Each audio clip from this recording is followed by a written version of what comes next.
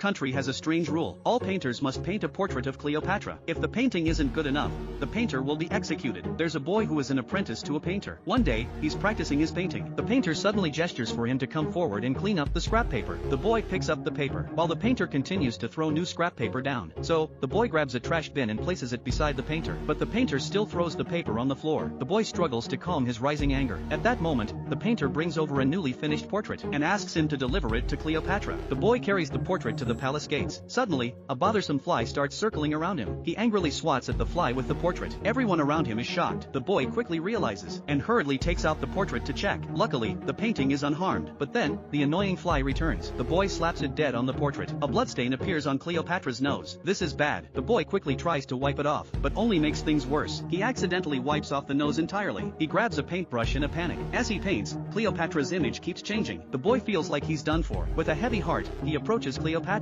nervously opens the portrait. The nearby leopard already has its mouth wide open, waiting for the boy to be its lunch. But Cleopatra is captivated by the portrait. She picks it up and admires it deeply, then asks the boy if he painted it. The boy nervously nods. From that moment on, he becomes a famous painter thanks to that portrait.